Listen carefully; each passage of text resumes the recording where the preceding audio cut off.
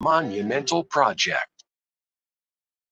Former Minneapolis police officer Derek Chauvin has been stabbed by another inmate at a federal prison in Arizona, where he's serving time for the murder of George Floyd. The attack Friday at the Federal Correctional Institution in Tucson. That medium security prison has been plagued by security lapses as well as a number of staffing shortages recently.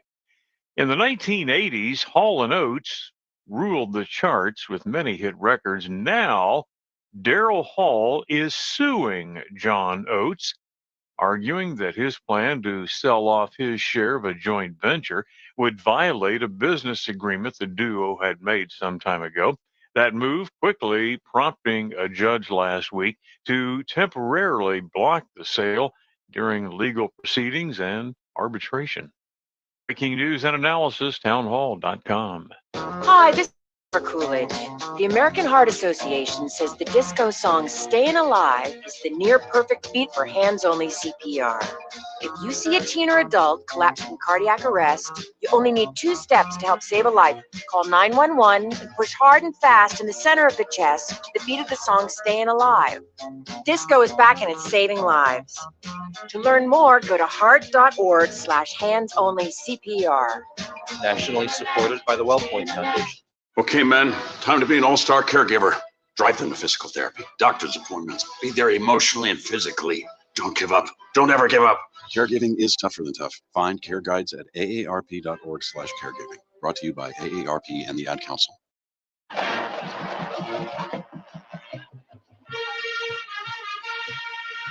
This is the Founders Federal High School Football Scoreboard on the Sports Talk Media Network. Coming up, scores and reports from across the state and analysis from David Shelton.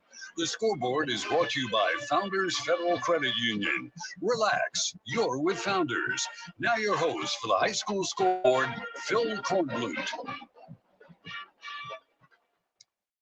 All right, good evening, everybody. Welcome into the High School Football Scoreboard here on the Sports Talk Media Network, and we're brought to you by Founders Federal Credit Union. Good to have you with us tonight, wherever you're dialed in around the state of South Carolina. Well, you know what tonight is. It is the upper and lower state finals, statewide semifinals, depending on how you want to look at it. The winners tonight get a chance to play next week for the state championship in their respective classification at South Carolina State University.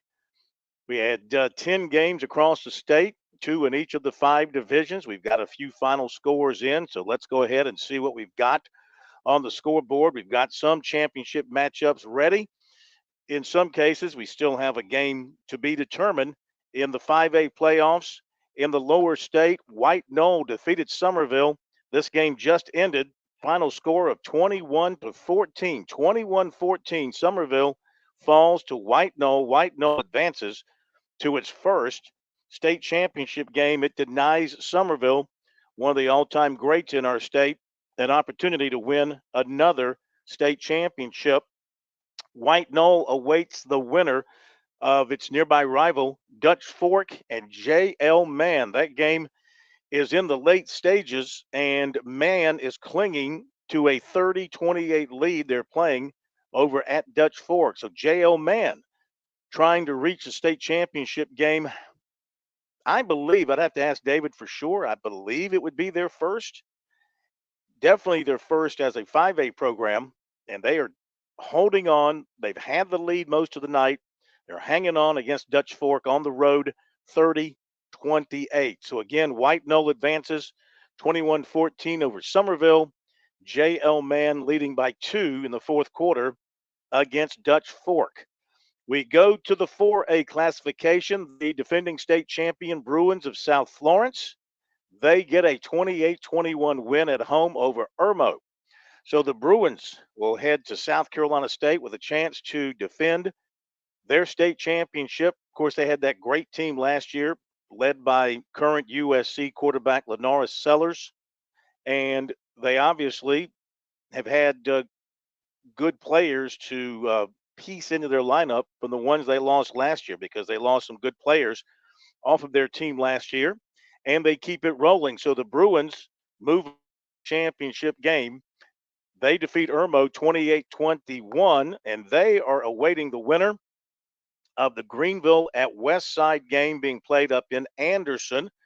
And the last update we had on this one, it was in the fourth quarter. And like so many of the other games tonight, it's a great one. 35-28 is what we have. Most recently, the Rams of West Side leading the Red Raiders of Greenville. So the winner there. Now we have an update. Greenville has scored to tie the game. Greenville and West Side are now tied at 35 in the fourth quarter.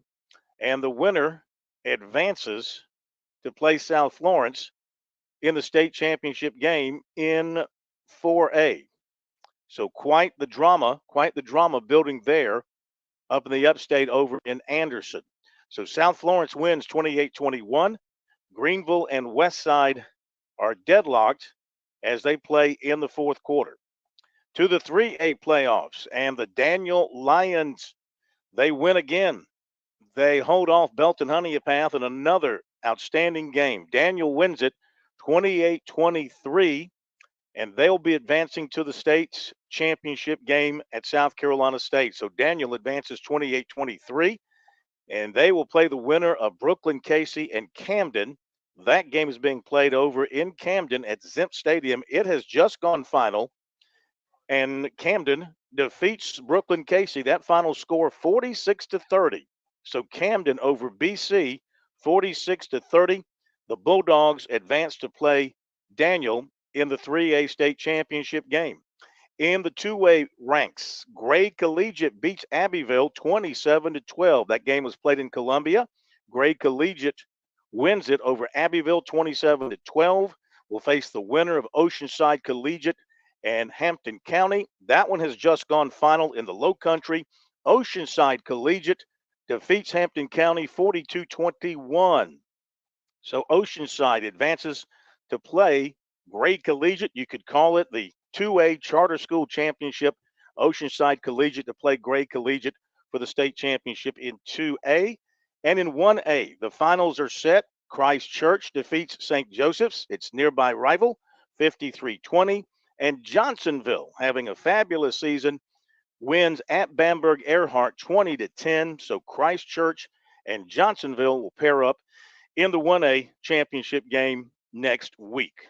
Okay, David Shelton will be joining us in a little bit. Right now, though, to a hot call. We go to Billy Baker with the high school sports report. He's over at White Knoll, where they are celebrating a lower state championship tonight. Good evening, Billy. Hello, Phil. I'll tell you, this very exciting game.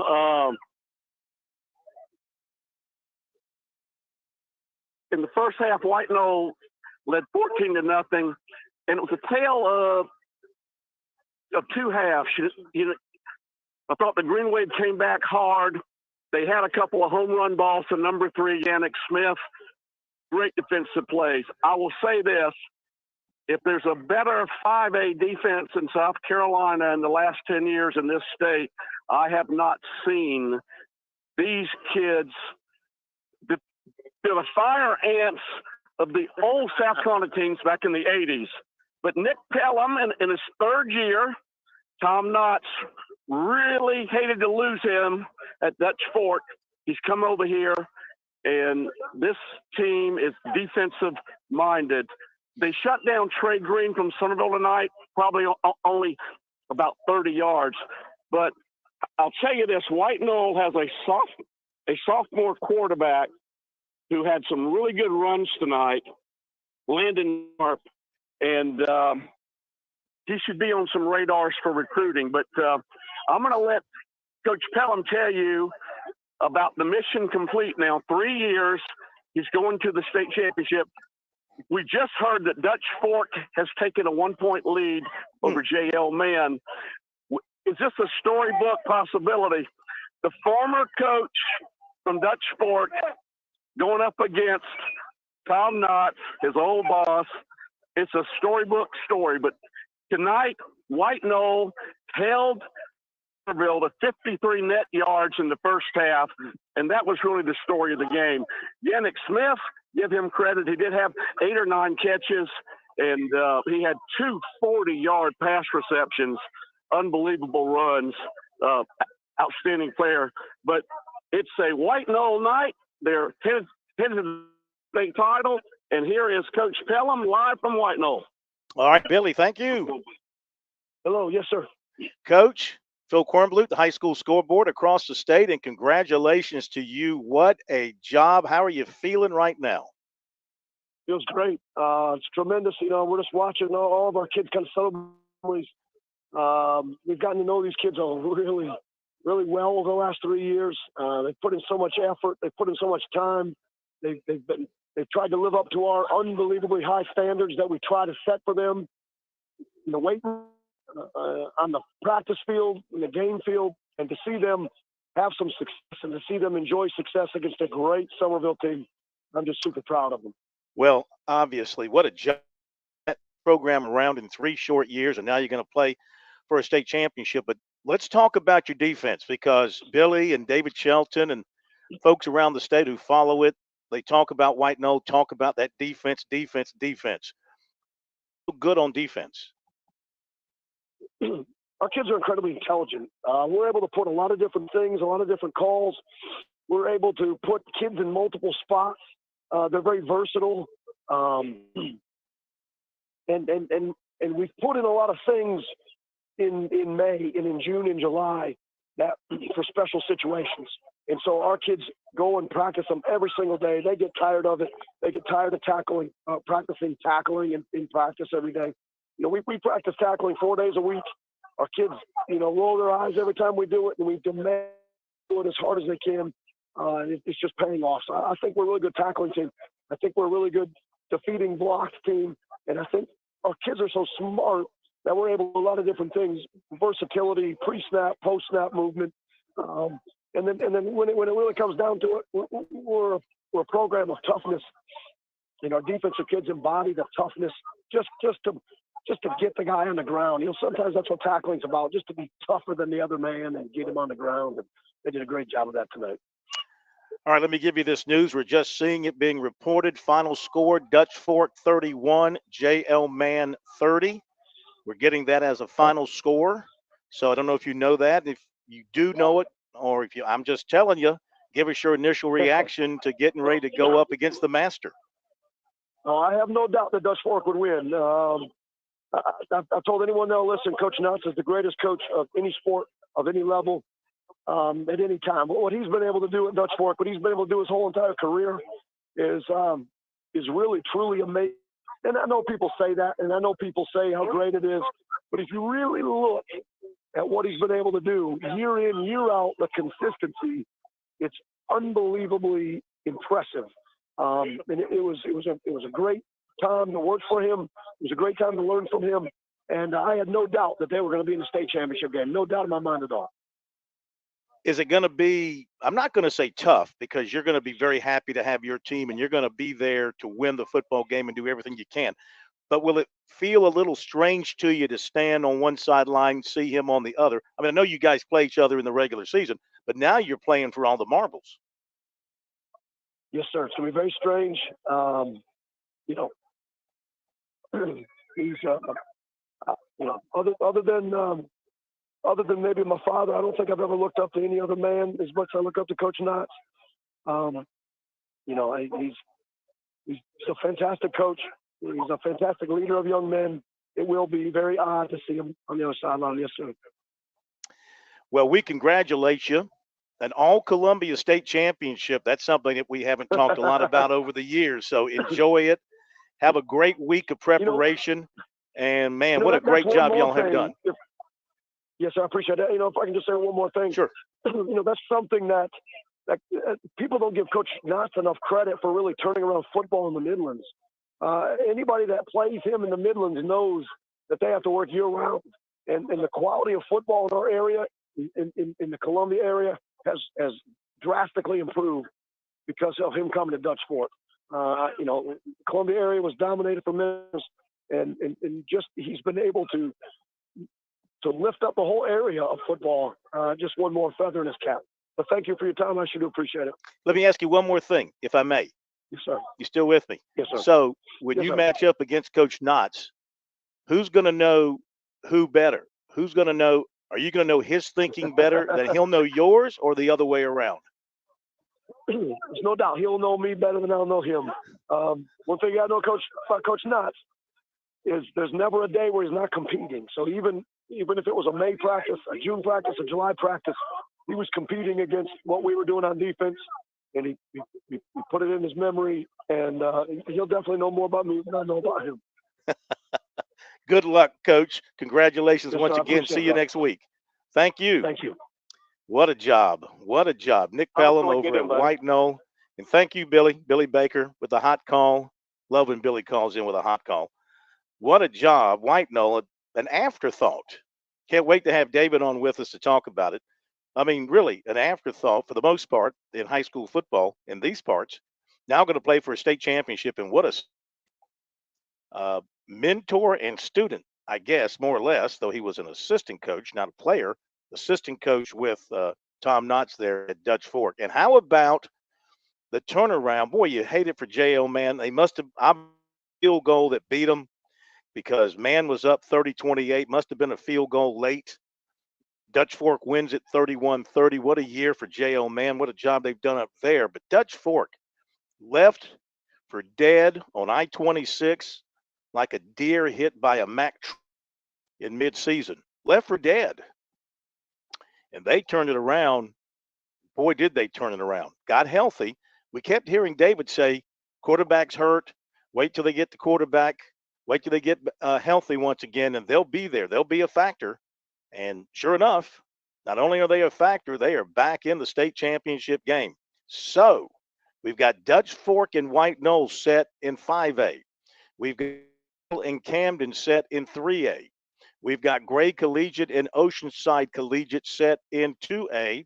We've got Christchurch and Johnsonville set in 1A. We just need a final on Greenville and West Side.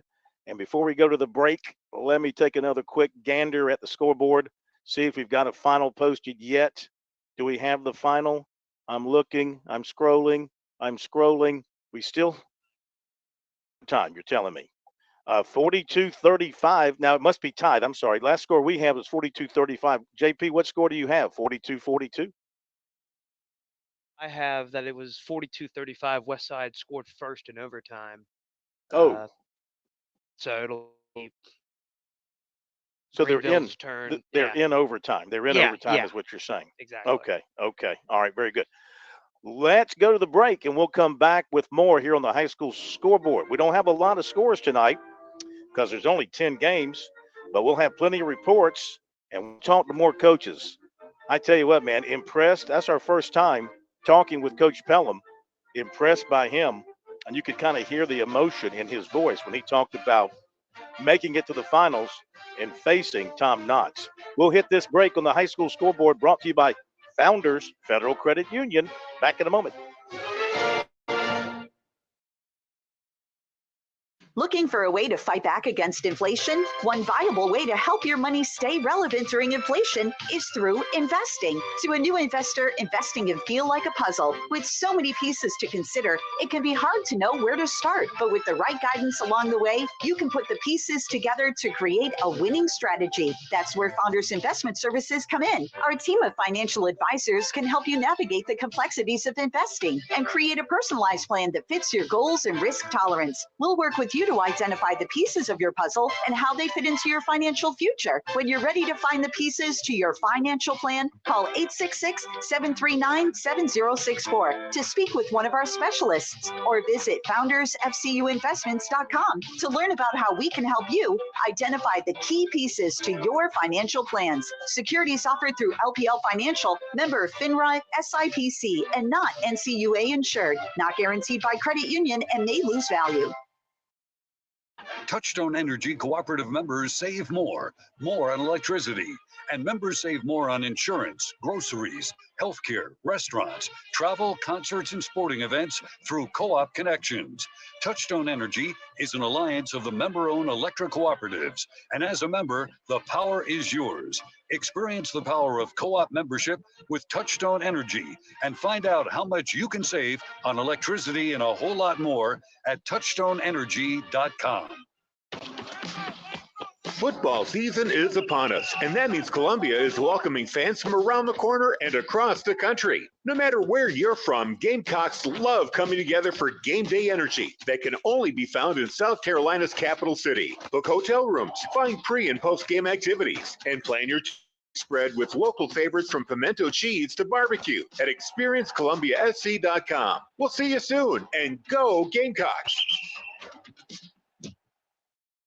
Your home is where your memories live. It's where you laugh and where you love.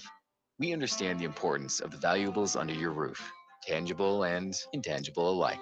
So no matter what's around the corner, we'll be there, offering you and your family the support that's made Farm Bureau Insurance a trusted name for nearly 70 years. You deserve more. You deserve a promise. Learn more at scfbins.com. Call me, Alex Satterfield, at 803-749-9171 of your Midlands insurance needs.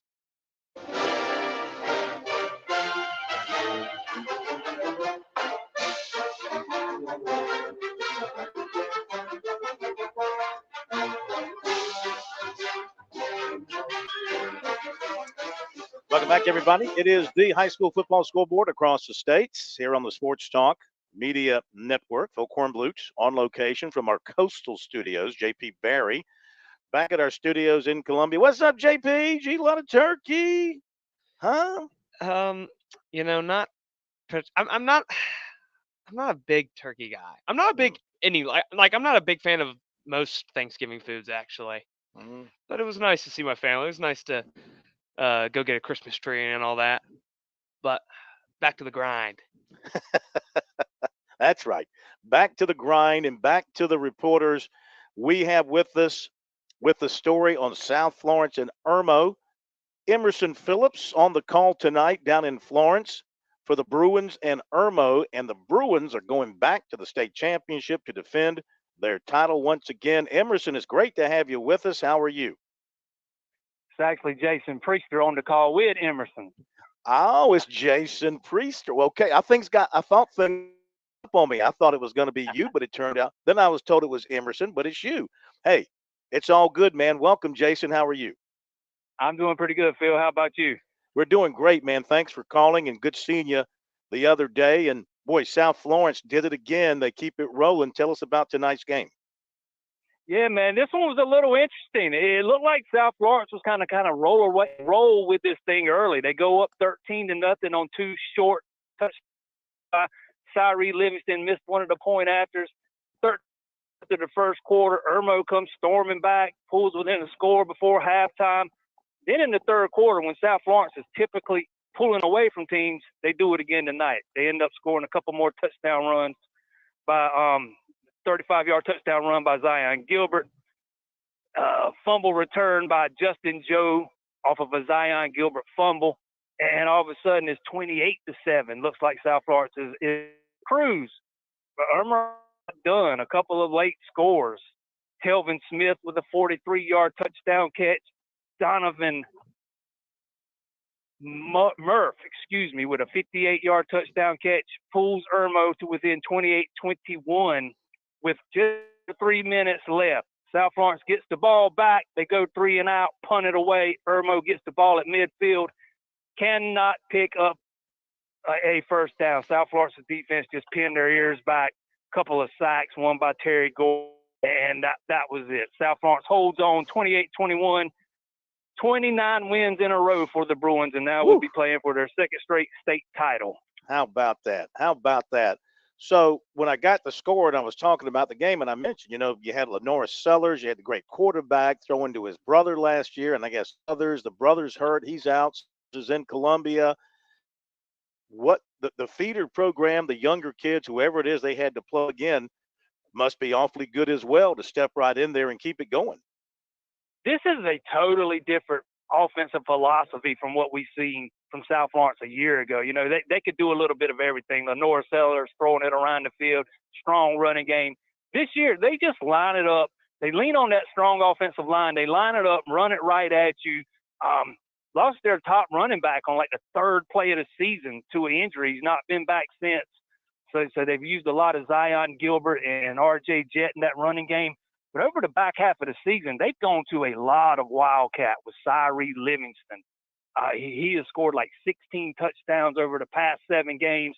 He's been a catalyst for that offense. When they need a big play, it's usually him. He had 167 rushing yards in the first quarter alone tonight.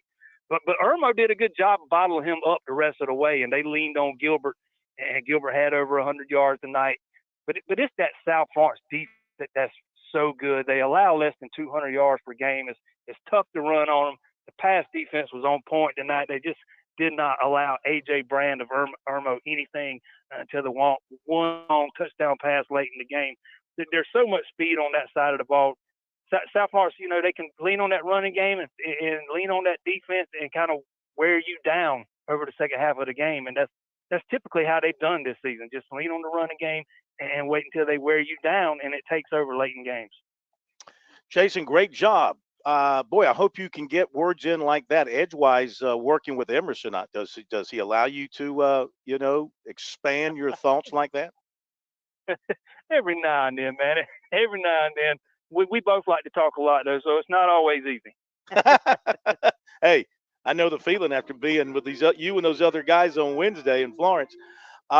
Great job. By the way, West Side has won its game, so it'll be West Side and South Florence next week for the state championship. The Rams defeat Greenville High in overtime, 42-35. Jason, thanks. We'll see you tomorrow in Columbia. Appreciate it, Phil. Thanks. Take care, buddy. Okay, there you go. And West Side beat Greenville 42-35. West Side, South Florence next week. And we'll be All's apparently well with the former Hamas hostages kidnapped from Israel last month. Freed today have now been flown from the air base in southern Israel. For Palestinian prisoners from Israel. ABC's Patrick Reevell in Tel Aviv. Freed hostages have now been flown from the air base in southern Israel and have been taken to hospitals where they're going to meet with their families for the first time in 9 days. Most of them are from the same kibbutz that was attacked on October 7th by Hamas. It's from New Roz. 12 of the hostages several of them are from the same family.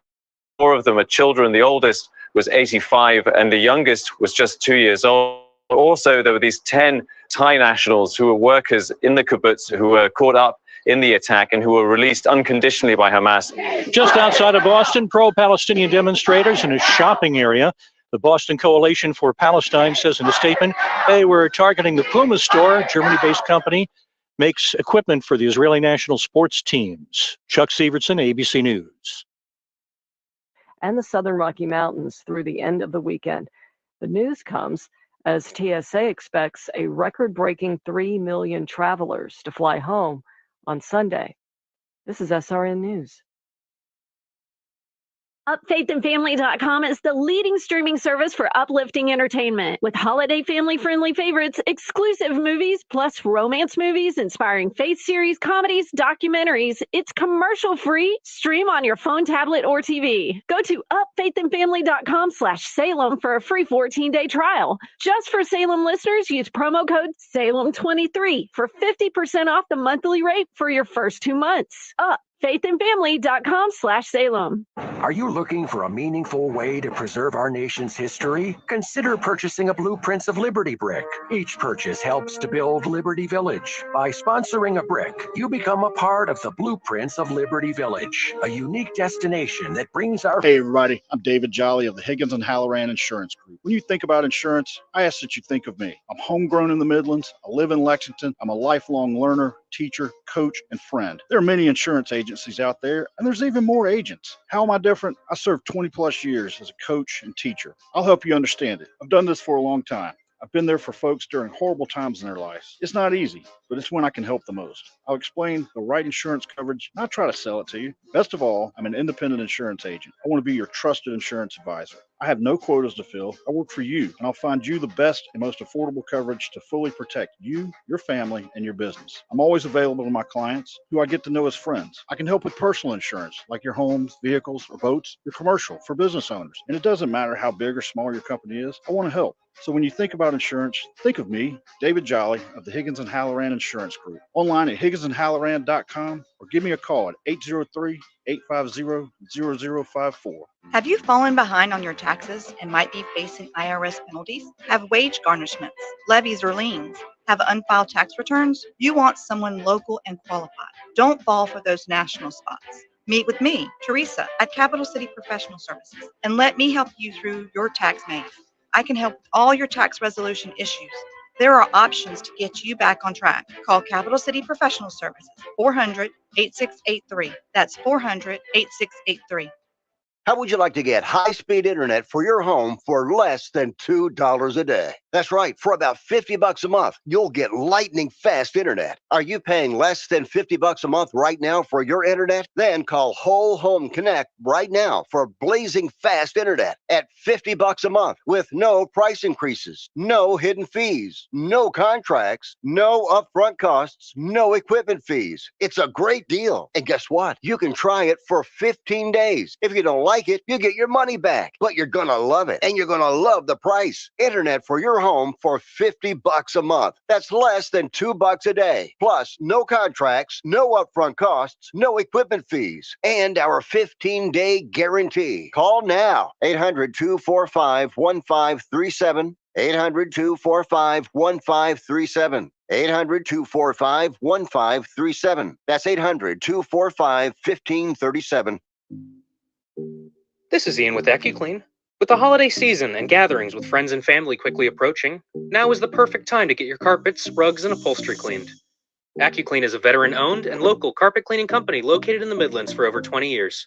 Call AccuClean today at 803-957-1202 to make sure your carpets are refreshed this holiday season.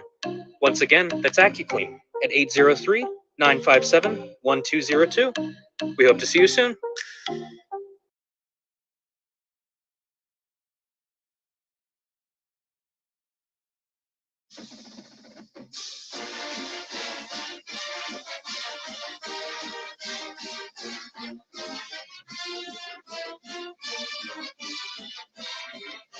All righty, rolling along with you here on the high school football scoreboard, brought to you by Founders Federal Credit Union. It is state semifinal night, upper and lower state championship night, and we are set for the state finals. All the games are over, and we have our brackets ready down to the final two teams in each class. You're just joining us in 5A, Dutch Fork 31, Man 30, White Knoll 21, Somerville 14. 4A overtime, West Side 42, Greenville 35, South Florence 28, Irmo 21. In 3A, Daniel 28, Belton Honeypath 23, Camden 46, Brooklyn Casey 30. In 2A, Gray Collegiate 27, Abbeville 12, and Oceanside Collegiate 42, Hampton County 1A, Christchurch 53, St. Joseph's 20, and Johnsonville 20, Bamberg Earhart 10. There you go with the scores. Let's welcome in David Shelton now, who has finished up his duties covering the Oceanside Collegiate win over Hampton County. Welcome in, David. Impressive victory tonight for Oceanside Collegiate. You said on Sports Talk you were impressed by the way Hampton County looked as far as their physiques and everything on the field. Oceanside Collegiate obviously looks pretty good too, and they must have played really, really well tonight, both sides of the line.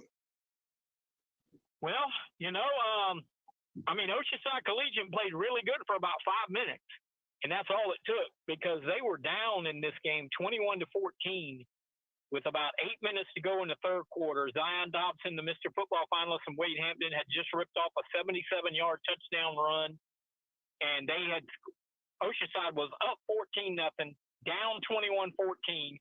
Then they threw on third down from their own 13-yard line. They threw a deep pass that was tipped, and then the receiver caught the deflection and ran it in for a touchdown.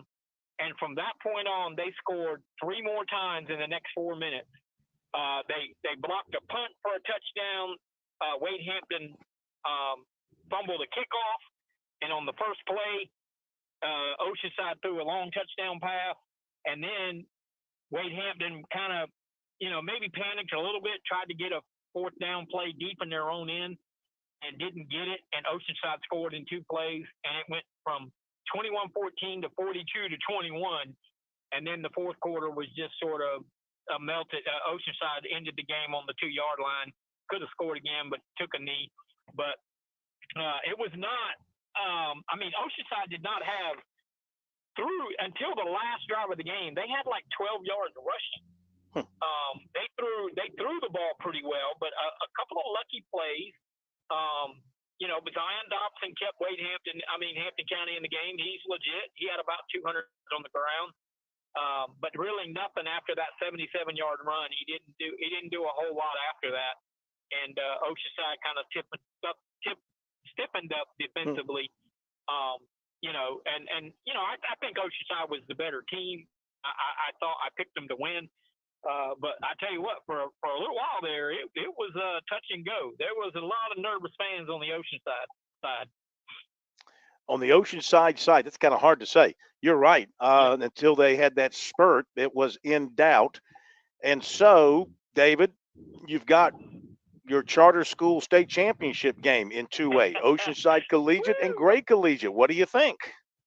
How much do you think that's talked about over the next 5 days? Holy cow. I said the same thing on the field to somebody that was there from Oceanside. I was like, well, the public got what they wanted, and he said, no, they didn't. But I've seen Oceanside twice now. They're resilient as heck. They really do play hard. They're playing a freshman at quarterback. They played him the entire playoff, and he threw 4 touchdown passes tonight. But couple of I don't want to say lucky plays, but a couple of plays that don't normally happen. I tell you what, Gray did tonight, beating Abbeville, kind of gives me the thought that they will be the favorite. I think Gray is probably a little better overall, especially on the offensive side. Oceanside's got to find a way to run the ball better, and I don't know that they will. I think beating Abbeville tonight, Gray kind of showed that, they're legit. And, it's the game that nobody wants to see except the fans from them 2 teams. But I would say that Gray is the favorite. I would pick Gray. But I tell you what, Oceanside they showed some stuff tonight. They really did. Because after that 7-yard run, it was 21-14, and I was like, oh my goodness. Mm-hmm. And then the tip pass that went for an 87-yard touchdown, and it just blossomed for them for Hampton County. All right, David, stand by. Got some guys waiting to jump on with us about their game. So let's go to Thomas Grant. Thomas Grant joining us from Prep Red Zone, South Carolina. And Thomas, welcome in. Which game did you take in tonight, sir? Well, I was at Red Bank, where you had the lower state final between White Knoll and Somerville. And the way it started off, the first half, it basically resembled how White Knoll had played the entire playoff. This was a team that only had allowed 14 points, had posted 4 shutouts during the season, and 14 of the recorders, 12 of them, they allowed 0 points. And it was the same thing tonight. Their strategy for the most part tonight was basically backing up, allowing Somerville to get short passes, but then close in quickly to snuff out the play. So really, initially, Somerville was not really able to get any of the long passes to Leonic Smith, or Jaden Cummins was definitely under a lot of pressure. And then the first half, the White Knoll took a 14-0 lead. The first touchdown came on a long pass from Landon Sharp to C.J. Earl to put him up 7-0.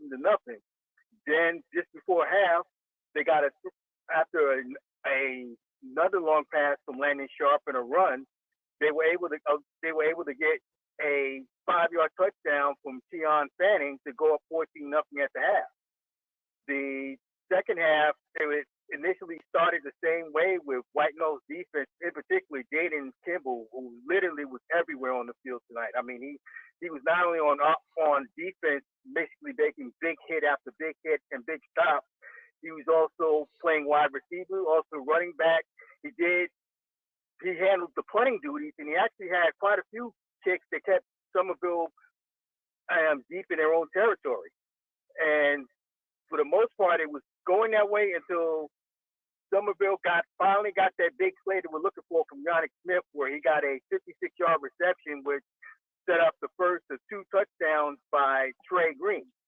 But the turn of the game really was early in the fourth quarter, where Jaden Cummins was pressured out of the pocket. He tried to throw the ball out of bounds, and instead, Mondo Dominic, this was a kid who had a torn ACL a year ago, was able to make a diving catch while going out of bounds and managing to keep his feet in bounds to set up a short yardage touchdown a few plays later for White Knoll on a run by Landon Sharp to go up 21-7. Somerville was able to get the ball back. They were able to get another long pass to Yannick Smith, which set up the second touchdown by Trey Green. But in the end, they had one last chance with less than 2 minutes left to get the ball, but then White Nose defense basically held firm. They forced 2 back-to-back incompletions, and now they're headed to the state championship game for the first time in school history. But an interesting note about this with this matchup with Dutch Fork, this will be the first time these 2 teams have met twice in a season. And Dutch Fork, they've met 3 times in the playoffs. And Dutch Fork has won the previous 2 times in 2012 and 2016. And then if you stretch it out further, when it comes to teams and rematches with Tom Knott's team, Dutch Fork is 7-1. The one loss came in 2015 to Dorman, which seems like everything that's happened bad in the past for Dutch Fork has been the 2015 season. I mean, that was the last time they lost a region game up until this year, which White Knoll ended that streak. So, like I said, you're going to have a lot of few stories. Of course, there's going to be the whole student versus the teacher deal when it comes to Pelham and Coach Knott. But it's definitely going to, I predict definitely it's going to be a low-scoring contest. Because you probably have 2 of the better defenses that are playing, that are still in the postseason. And then when it comes to that region, it's kind of fitting that it's Region 4, 5, 8 is going to the finals, because as of tonight, that region is 9-2 in the postseason. Strong right here in the Midlands. Thank you so much, Thomas. Great work. Tell everybody to find you over at Prep Red Zone SC, Prep Red Zone, South Carolina. You can read your work and the work of others who are covering high school football there. We thank you. We'll see you next week. Great hearing from you. Okay, well, we'll see you on next weekend. We'll be busy up there in Orangeburg. Absolutely. Thank you, Thomas Grant. David Shelton, your thoughts on this one? And I don't know, it's sort of like Nick Saban against his former assistants. He's like never hardly lost. I think Jimbo Fisher got him the other year. What about Tom Knotts against former assistants, if there's a history there with a bunch of those guys, if any of them have ever beaten him? Well, I tell you, I remember I go back to the first week of the playoff when we were talking about Dutch Fork and White Knoll, and I said that night it would not shock me at all if we didn't have a rematch between Pelham and Knott. And here we go. We're going to get that rematch. And you heard Thomas say the success that Knotts has had playing a team twice in a season.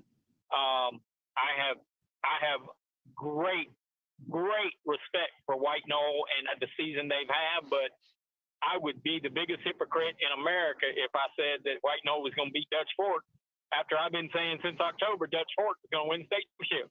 And I don't know how they did it tonight, because I went down on the field and they were losing 30-28. Now I see they kicked the field goal, but I thought they had lost.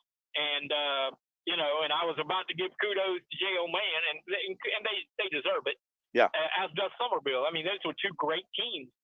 We knew these games would be tight. We knew they would be very well played and well coached, and a turnover or a defensive stop would be the difference. And here we go. I mean, it's going to be I would suspect the way these two teams know each other so well, I would suspect a low-scoring game next week. It'll come down to the fourth quarter. You know, the first game was 17-14, so the way White Knoll plays defense, I would suspect it's going to be that type of game again. Yeah, and obviously Coach Pelham's got a win over Tom Knotts. I wonder if any of his other former assistants that he's faced have had any kind of success. All right, hang on, David. Well, they're not many. I was going to say, that are yeah, still a head coach. yeah. There are not many that are coaching. So, I mean, Pelham would be the one. All right, David, hang on. Got to run to a break. Coming up, we've got Dennis Brunson with the story on the Camden win over Brooklyn Casey, and Chris Deering with the story on Gray Collegiate in Abbeville. Can't wait to hear about what happened in those two games. So, guys, hang on. We're going to hit this break here on the high school scoreboard, and then we will be back. All right, so don't leave us. This is the Founders Federal High School Football Scoreboard across the state on the Sports Talk Media Network. Relax with an auto loan from Founders Federal Credit Union. Here at Founders, we understand that it's more than just a vehicle. It's a part of your life's journey. From hobbies changing to families growing, it's with you along the way. Our low fixed rates can get you on the road in a ride that fits your life. Not sure what you want? Apply early for a pre-approved spending limit so you know what to look for before you start shopping. Head over to one of our 41 convenient office locations or visit foundersfcu.com to apply for an auto loan today. Federally insured by NCUA. Membership qualification required. Terms and conditions apply. Call Lawyer Lisa. Experience the difference with Lawyer Lisa. Hi, this is Lisa Hostetler Brown. Do you know the difference between a revocable trust and an irrevocable trust? The difference could easily save you hundreds of thousands of dollars in long-term care costs. Visit lawyer.com to schedule a consultation today. Call Lawyer Lisa. Experience the difference with Lawyer Lisa. 7511 St. Andrews Road, Irmo, South Carolina. Daddy, you need a trust. South Carolina's taste buds have spoken, and they're asking for beef. There are more than 7,800 farms raising cattle from pasture to plate in the Palmetto State. So whether it's steaks on the grill before the big game, sirloin medallions plated for date night, or burgers with a family, make sure beef is a part of your playbook this football season. Smoked, grilled, and slow roasted. Find the best way to enjoy your beef at scattle.org. Beef, it's what's for dinner in South Carolina. Funded by the South Carolina Beef Council, part of the Beef Checkoff program. Farm Bureau Insurance's agricultural roots and ties to South Carolina farmers have shaped the company's culture and work ethic, providing a unique customer experience. Customers are treated like people, not policies. Now, while other insurance companies may have a one-size-fits-all approach to handling customers, we believe you need to be valued and treated right. Our claims professionals work until the job is done, and our agents still believe in the commitment that comes with a handshake. Call Buddy Bridges in Clinton and Lawrence at 864-923-2174 for all of your auto, home, and life insurance needs.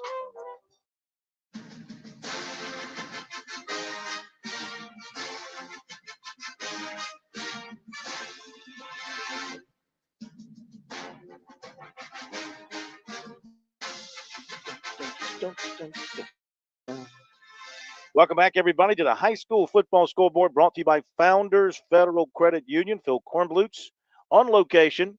JP Barry at our studios in Columbia. We go back to great reporters in the field. Can't thank you guys enough. Can't pay you. Can't thank you enough. So what are we going to do except give you some airtime? Let's go to Dennis Brunson from the High School Sports Report. He watched Camden take down Brooklyn Casey tonight, 3A lower state final, 46-30 tonight. Dennis, good showing by those Bulldogs.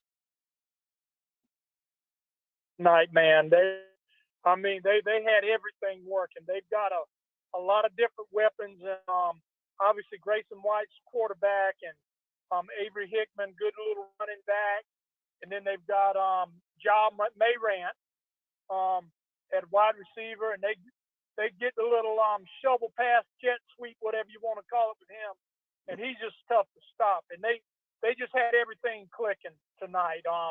Brooklyn Casey did not stop them as far as turning it over on a punt or anything. Did have a couple of turnovers. They fumbled. One of the turnovers was a fumble at Brooklyn Casey 2-yard line after a 68-yard completion. So, I mean, they just had it clicking with everybody tonight, and Camden did a good job defensively in handling Will Young, Brooklyn Casey's stud athlete, and as well as the running back Deshaun Washington. I'm not sure on numbers, and Young had a good ball game, but he didn't put up 315 like he did last week. I mean, but Camden had him schemed up pretty good. They Coach Remp, Brian Remp told me that they just wanted to get hats to the ball as much as they could with him, because he has the ability to slip one-on-one tackles quite easily. I mean, he's an outstanding football player. And Camden they were ready for him. That's not the best I can say. They had it clicking offensively and did what they needed to do defensively. Brooklyn Casey scored right at the start of the fourth quarter to cut score to 8, and Camden started at its 20 and drove down, ended up scoring to win 46-30. They kept the two. It never got any closer than a one possession game. So Camden's got a tough one next week with Daniel, but I was talking to Grayson after the game, Grayson White, and Daniel beat him 2 years ago in the state championship when they had a bunch of guys that were sophomores that were that led them to the state championship game after a lot of their starters got hurt. And they're looking forward to getting the opportunity to play Daniel again. I would think so. And we thank you so much for that report. Hopefully we'll see you next week over at South Carolina State championship games. Thank you. Phil, y'all have a good evening. You too. Thank you, Dennis Brunson. And let's go to Chris Deering, who was at I tell you, this one was on paper and on the field, one of the best games of the night, Abbeville and Gray Collegiate. Welcome in, Chris. You got to bring your breakfast, your lunch, and your dinner anytime you play Abbeville. Gray must have done that tonight. Oh, they most definitely did. Man, it was a hard-hitting, physical game. I think everybody expected coming in. And the way this sort of panned out, took the opening kickoff and went down and scored, had a 24-yard touchdown pass from DeMarcus Leach, Carson Norman, and you thought, oh, boy, Abbeville's here, and you know what they could do. They were all the way down to the 24, and then, calling a pass play is unusual for Abbeville, and getting in the end zone, you thought it might be the Panthers' night. But really, after that point, it was pretty much all Gray Collegiate. They answered back just before the half. It took them a little bit to get their offense going. But right before the half, Tyler Waller hit Blaine Redmond on a 7-yard touchdown. I made it 6-6 at the break.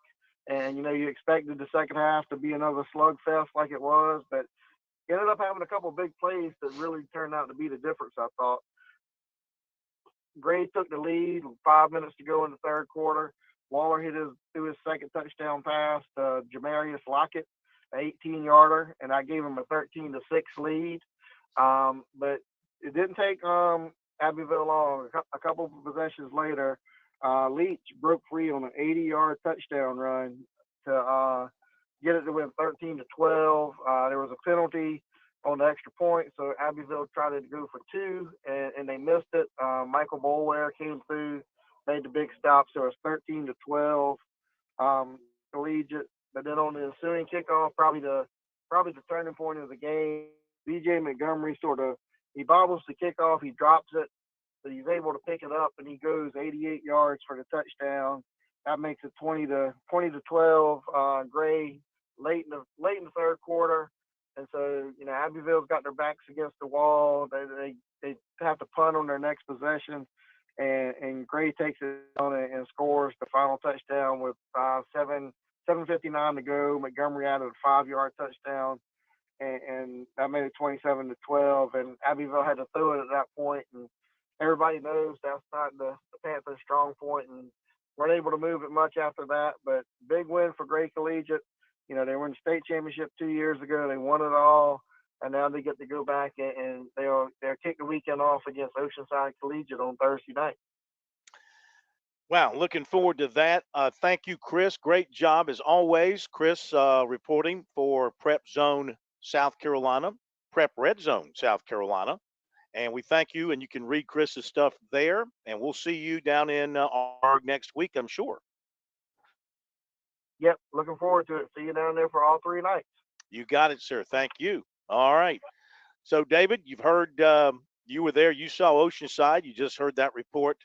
Like I said, to beat Abbeville, you got to bring it. And I guess they kind of, even though Abbeville had kind of a surprise touchdown pass early in that ball game, you kind of put them in an uncomfortable situation when they have to play from behind and throw the football. If you can make them do that, you've kind of got them where you want them.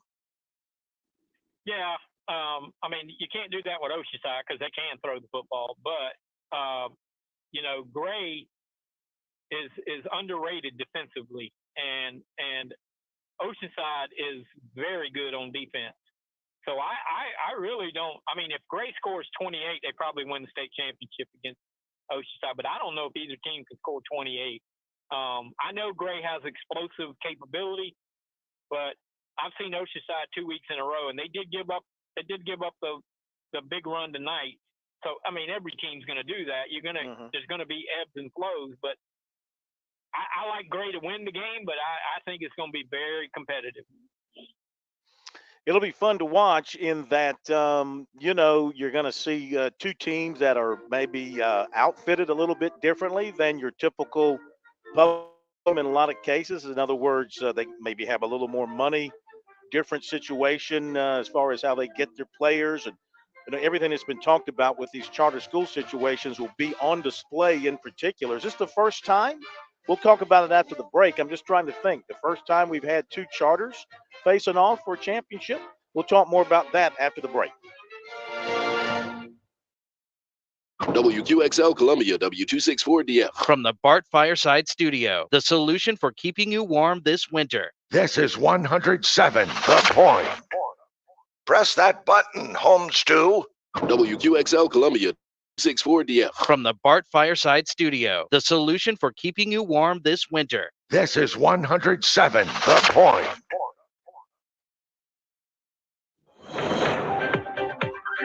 News this hour from townhall.com. I'm Tasha Stevens. Hamas releases the first batch of hostages. 13 Israelis who have been held in the Gaza Strip since the militant group staged a raid on Israel nearly 7 weeks ago have been released. According to officials and media reports, 12 Thai nationals were also released, according to Thailand's Prime Minister. An Israeli official confirmed that the Thai captives left Gaza and will be treated at a hospital in Israel. The official spoke on condition of anonymity because she was not authorized to discuss the releases with the media. I'm Karen Chamas.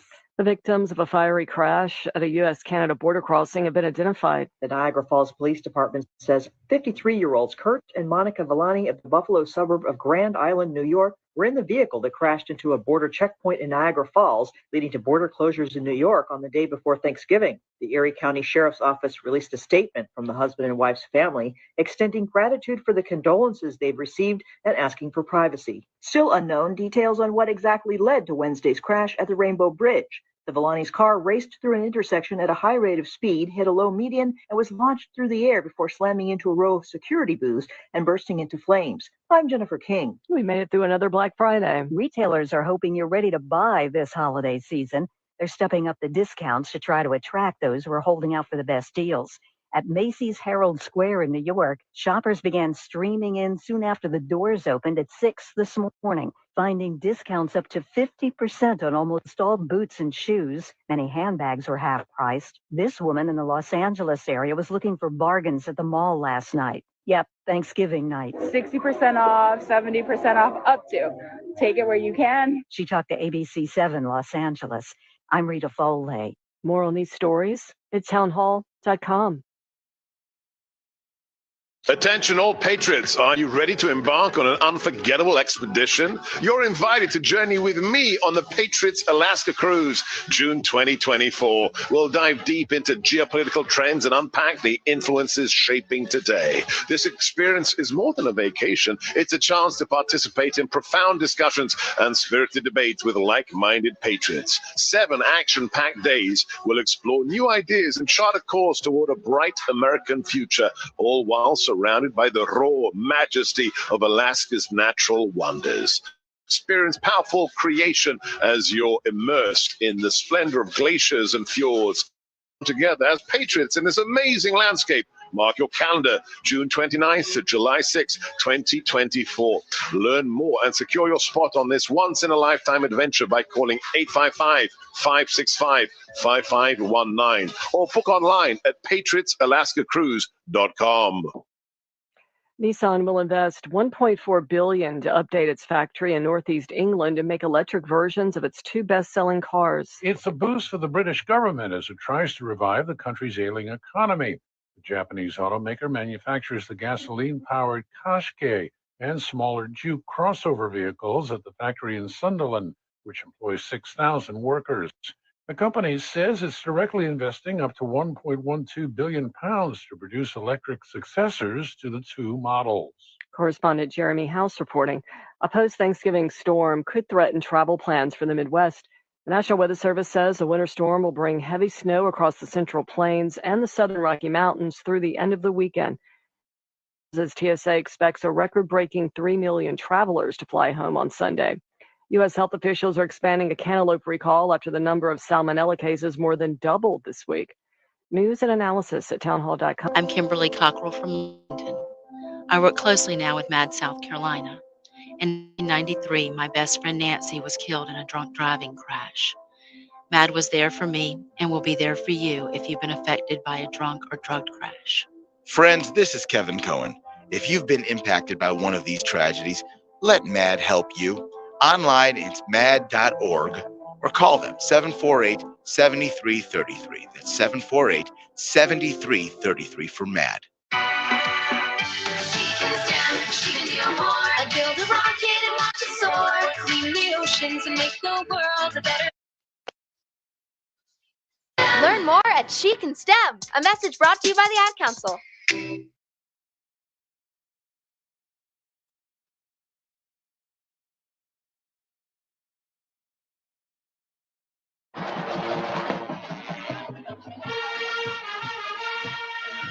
This is the Founders Federal High School Football Scoreboard on the Sports Talk Media Network.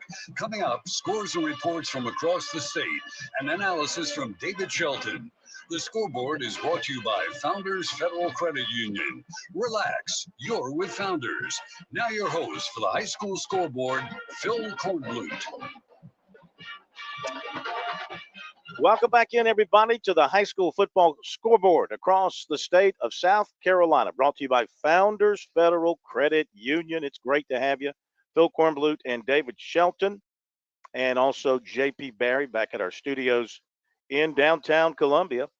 This is hour number 2. Next week, we'll be coming to you on this very show from the state championships at South Carolina State. In fact, we'll be there for all 3 nights with Sports Talk and the High School Scoreboard Show. And in fact, working on some special things for the High School Scoreboard Show next week, so make sure you're with us. If you're just tuning in, you're wondering how things went tonight in the state semis, upper and lower state finals. It looks like this. In 5A, Dutch Fork 31, J.L. Mann 30, late field goal for the Silver Foxes. White Knoll, their region rival, defeats Somerville 21-14. 4A playoffs in overtime, Westside 42, Greenville 35, and South Florence 28, Irmo 21. In the 3A playoffs, Daniel 28, Belton Honeypath 23, and Camden 46, Brooklyn Casey 30. In the 2A playoffs, Gray Collegiate 27, Abbeville 12, Oceanside Collegiate 42, Hampton County 21, and the 1A semifinals, upper lower state finals, Christ Church 53, St. Joseph's 20, and Johnsonville 20, Bamberg Earhart 10. Let's get more on that Daniel game tonight. Daniel having just an incredible run over the last several years. 28-23, the Lions over an outstanding Belton Honeypath team that was hoping to get to a state championship, sidelined by Daniel. Brew Nimmons, the sports editor at the Pickens County Courier. First time I think we've had somebody from the Pickens County Courier join us, so it's an honor. Brew, welcome in. How are you? I'm good. How are y'all tonight? We're doing great. Thank you for calling us. And if you would, give us the rundown on how Daniel pulled this thing out tonight. Well, I mean, it was a slow start for the Lions. BHP goes up 10-0 early, and then the offense really started to get rolling in the second quarter. Colton Chapman, Daniel's senior quarterback, really found his footing, had a passing touchdown, a couple rushing touchdowns, and that allowed them to take a 21-17 lead at halftime. A little bit of jockeying in the third quarter, and the Lions were able to add another touchdown. Torrey Shaw put them up 28-17, but Marquise Henderson, first time I've seen him, I think he was maybe a freshman, and he really lived up to expectations, got them back in the game. Down at the goal line with, I think, a little over a minute left in this one, I think first and goal from the 2, there's a jumbled handoff. Daniel recovers 28-23, and even though Henderson had over 220 yards rushing, Daniel pulled out the win. Wow. How about that? Update us on kind of where Daniel is. I know the streak was broken, the long winning streak, but what's the numbers like? How many out of how many has Daniel won here over the last few years? Well, the number I can tell you is this last week, the senior class became Daniel's winningest senior class ever. The senior class moved to 50-1 in their career tonight. So, I mean, just a tremendous run at Daniel High School, going back to that 2020 state championship, and even the 2 years before when they made it to the third round and made it to the upper state championship in consecutive years. Well, I tell you what, they do a great job of coaching up there. Coach Brewster, they do a great job developing players. It seems like, Brew, the line of talent there never seems to run dry. Seems like every year they got new players that they plug in to that program, kind of like the days of Alan Sitterly, maybe. Folks might remember that.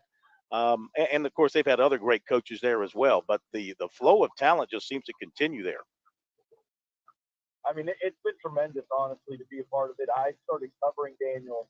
I played there when I was in high school, and then in 2017, that season was my first season covering. So pretty much throughout Coach Brewster's tenure, I mean, 3 state championship appearances in 4 years. It's only been done once before. That was with Coach Sitterly in 95, 97, and 98. And the way they've reloaded this year has been the most interesting because this was the year I felt more than any other of the recent runs under Coach Brewster that it may be a little down just because of the number of offensive losses they had. I think Lane Simon, they lost 3 huge college receivers, Tanks at Clemson now, Eli Mertz at Oklahoma, Jalen Brown Wallace was Wingate. But I mean, it was just, I didn't know how they could overcome it.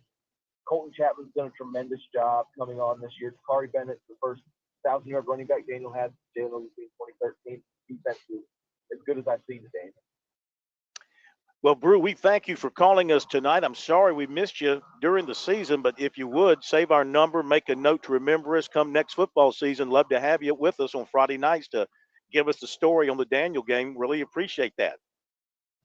Of course, I'm always happy to help whenever I can, and thank y'all for having me on tonight. Thank you. Okay, Brew Nimmons, former Daniel Lion himself, sports editor of the Pickens County Courier. Now, David, you've been a long time newspaper guy. You got to appreciate a kid that comes out of high school and goes into journalism, becomes a sports editor at obviously a small paper, the Pickens County Courier, but he sees an opportunity. He's covering an area and a team that he has strong feelings for and great knowledge of, but this might be the beginning of a nice career for him.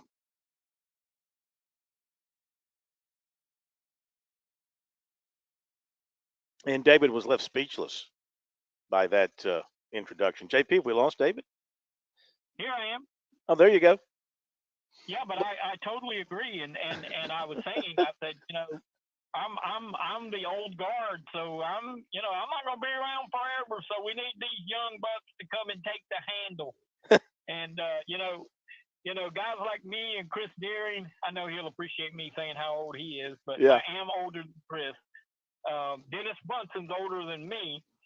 So, but yeah, these young guys coming along, there's a lot of good ones around the state, and I think it's really cool.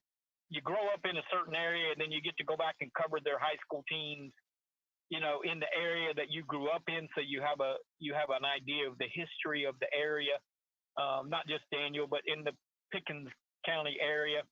But yeah, that's first. I don't know him, and that I didn't even know there was a Pickens County Courier, but now I do. I love it. I mean, I do. With so many small town papers, county papers folding, everything seemingly moving to .coms on the internet, it's good to see, and I hope they make it. I hope they make it successful.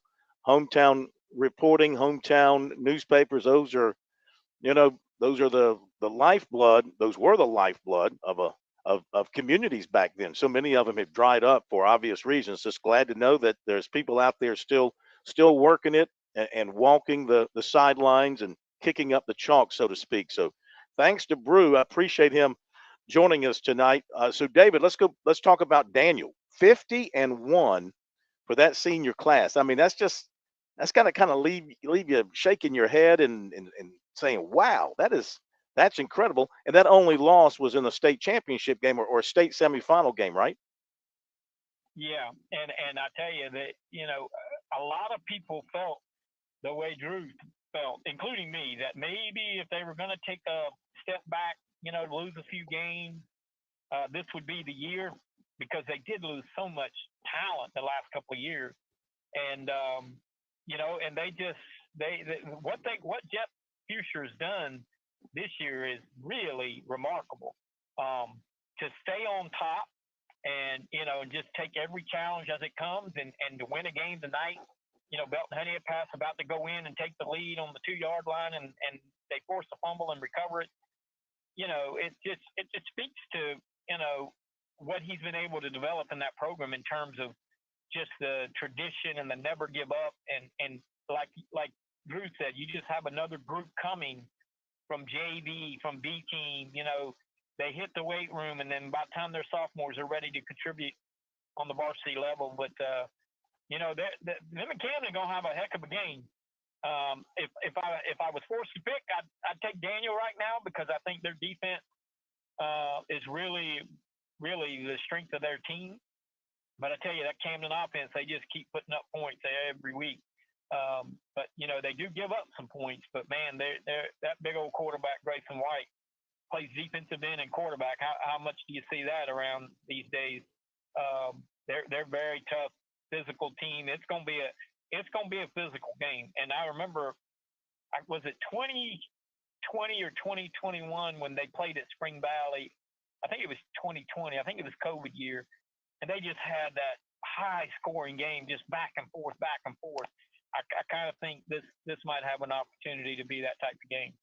Last time I remember seeing Camden, though, in the state championship game was over at Benedict just a couple of years ago, maybe not last year, maybe 2 years ago, and they lost. Can't remember who they lost to, but I remember that they lost. So I would imagine that obviously they're going to be motivated, but maybe the memory of that for coach and staff and some players is going to be a little extra special get up and go for them. Yeah, I'm trying to think who they lost to. Yeah, me too. Did they lose to Daniel? Might have been. We'd have to go back and look it up. I'll look it up during the break. I know the year they played at Spring Valley, I think that was COVID year 2020. They lost to Daniel, and that was a really high scoring game. But I cannot remember who they lost to the next year. But you're talking about two storied programs. I mean, when you go back in the history of South Carolina high school football, like you said, you mentioned Alan Sitterly. Remember Billy Ammons when he was at Camden had those great teams with Andre Carter and Bobby Ingram and Mo Fountain, and I mean just some dudes. That's gonna be a heck of a football game. By the way, while we're talking about Go ahead. lost to Daniel. Camden lost to Daniel 20 and 21. So 1 year was at Spring Valley. The next year was at Benedict. That's the one you remember. And then Okay. neither team made it last year, I guess. Okay. While we're talking about great coaches, legendary coaches, I saw where Coach Bob Prevette passed away over the weekend or so earlier this week. I think his family announced that. I believe he was 98 years old. Yep. Long time, highly successful coach, primarily at Gaffney, right? Yeah. He was I think he was the winningest coach at Gaffney until maybe Dan Jones just passed him. But that was, before my time. But I know that he won a bunch of state titles, and back in the day it was Somerville, Gaffney, McKissick, people like that. And boy, he lived to be 98. That's an awesome life. Absolutely. One more thing on Jeff Brewster at Daniel, just looking at Camden rather, at Daniel. We're talking about Daniel. No, we're talking about Camden, aren't we? My bad. I was looking at Daniel here for a moment. Boy, Jeff Brewster, after winning 8 games his first 2 years and losing in the first round, he's gone state finals, 11 wins, quarterfinals, championship 10-0. That was the COVID year. Championship 14-0 in 21. Quarterfinals last year 12-1. That's when they lost that game, and then 13-0 so far this year to the state finals. So heck of a run, heck of a job by him. We're going to run to the break here on the high school football scoreboard. When we come back, wow, we got a couple of great reports coming up. We have got Lou Bajak standing by to give us a story on going to talk more about Camden and Brooklyn Casey. And also we're going to get the story on that West Side Greenville game. What a game that was. Scott Keeler is standing by. So fellas, hang on. We'll get to you after the break. You're on the high school scoreboard. Be right back. Investing can be like a puzzle. There's so many pieces to consider, and it can be hard to know where to start. But with the right guidance, you can put the pieces together to create a winning strategy. That's where Founders Investment Services come in. Our team of financial advisors can help you navigate the complexities of investing and create a personalized plan that fits your goals and risk tolerance. We'll work with you to identify the pieces of your puzzle and how they fit into your financial future. Call 866-739-7064 or visit foundersfcuinvestments.com to learn more about how we can help you take the first step towards reaching your financial goals. Securities offered through LPL Financial. Farm Bureau Insurance's agricultural roots and ties to South Carolina farmers have shaped the company's culture and work ethic, providing a unique customer experience. Customers are treated like people, not policies. Now, while other insurance companies may have a one-size-fits-all approach to handling customers, we believe you need to be valued and treated right. Our claims professionals work until the job is done, and our agents still believe in the commitment that comes with a handshake. Call Buddy Bridges in Clinton and Lawrence at 864-923-2174 for all of your auto, home, and life insurance needs. South Carolina's taste buds have spoken, and they're asking for beef. There are more than 7,800 farms raising cattle from pasture to plate in the Palmetto State. So whether it's steaks on the grill before the big game, sirloin medallions plated for date night, or burgers with a family, make sure beef is a part of your playbook this football season. Smoked, grilled, and slow roasted. Find the best way to enjoy your beef at scattle.org. Beef, it's what's for dinner in South Carolina. Funded by the South Carolina Beef Council, part of the Beef Checkoff Program. Call Lawyer Lisa. Experience the difference with Lawyer Lisa. Hi, this is Lisa Hostetler Brown. If you or a loved one are over 65 and haven't completed a long-term care planning consultation, now is the time. Did you know that if you aren't able to afford the high cost of skilled care, your assets can be rapidly depleted to only $2,000 unless you plan 5 years in advance? Visit lawyerlisa.com to see how we can help. 7511 St. Andrews Road, Irmo, South Carolina.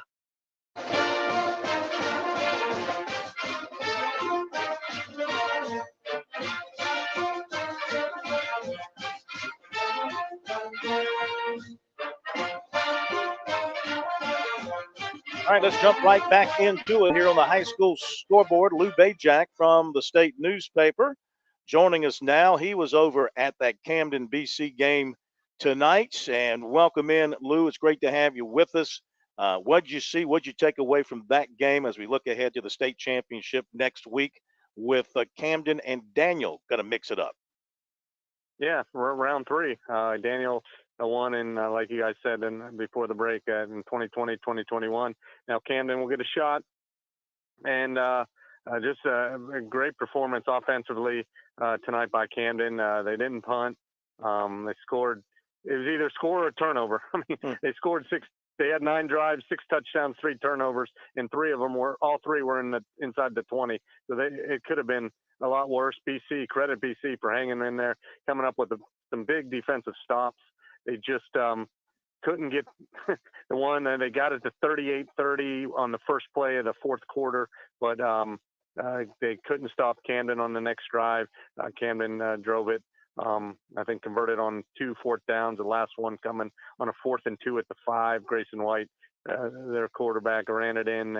Ran for 4 touchdowns tonight. Just a big dude, and played some defensive end like he has. I mean, I don't know many teams who's he's the passing leader, second leading rusher, leads the team in sacks and quarterback pressures. So, yeah, just a heck of a night for Camden. Camden's defense, every time the offense turned it over, they did not. BC couldn't capitalize on it. So Camden headed back to their 3rd state title appearance in last 5 years, 17th overall, and they will get Daniel to cap things off next Saturday night.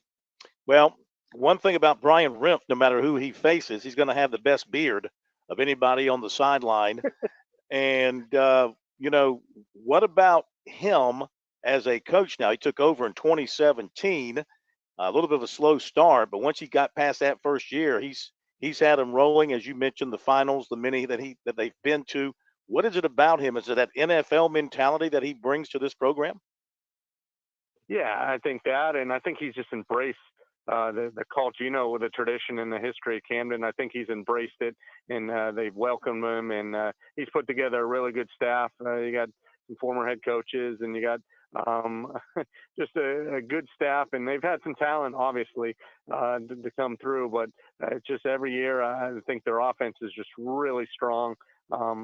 Year in and year out, the short passing game, and they showed they were able to run the ball tonight. But yeah, it was just he's done a really good job in coming in from the NFL, and he grows that beard. I think he starts it in like February each year. He'll shave it after the season, and then he won't shave it again. I think like from February on, and then interesting. Smart move, because like if he doesn't win the championship, he shaves the beard. Nobody around Camden will recognize him. So it's a good way to be incognito. Yeah, I didn't recognize. I remember seeing him at a basketball game last year. I'm like, oh man, he looks totally different. Lou, as always, we thank you. Look forward to talking to you next week. Seeing you in Orangeburg. Have a great weekend. All right, thanks, guys. Thank you. Let's go from Lou. We go to Scott Keeler, who had one of the great games to cover tonight for Prep Red Zone SC, West Side and Greenville. What a game. Scott, thank you for joining us. Give us the details on how this thing ended with the Rams coming away with the exciting win. Yeah, it was a heck of a ball game. It was really back and forth between 2 outstanding offenses the first half, 28-21 Westside break. And then Westside led 35-21 going to the fourth quarter, and Greenville kind of got things going, scored a touchdown early in the fourth, and then with about 50 seconds left, tied it up to force overtime. And Westside, you know, they like I said, they blew the 14-point lead in the fourth quarter, but they got the ball first in overtime. It looked very poised, scored in 2 plays, forced Greenville for the 4th and goal about the 12. And Westside's Jamar Boston, who had a huge night on offense, came up with the interception to steal the win for Westside. The Boston kid's quite the player, right? I think he's committed to somebody. Say again? NC State. Yes, sir. Yes, sir. At least for now. We'll see if anybody locally tries to grab him and turn him, because he's a heck of a player. He sure is. I was going to ask you about the quarterback from Westside because Scott Early, the former head coach there, maybe that's why Westside's moving on because, Scott Early retired. Joke. But the quarterback that they have in there, he seems to be a very productive, very efficient quarterback running that offense. He is, and it's funny. These teams met in the regular season. Westside won. It was a region game, and that's why Westside was home tonight because they won the region. They won 28-14 up at Serene Stadium, and they ran the ball very well there. Well, tonight they came out firing, and Cutter Wood, quarterback, got 250 yards and 4 touchdown passes in the first half. He ran for their only touchdown in the second half before the overtime. The thing about going back to Boston a little bit too, when they played in the regular season, Boston had a big mitt on his left hand from a hand injury, and he only played defense. And he was a big offensive contributor last year. Well, that glove's off, literally and figuratively tonight, because he caught 8 passes for 160 yards on offense tonight, 2 touchdowns. And their other receiver, Josh Williams, who's going to Chattanooga, he caught 7 passes for 135 yards and 2 touchdowns. And so you get those 2 receivers.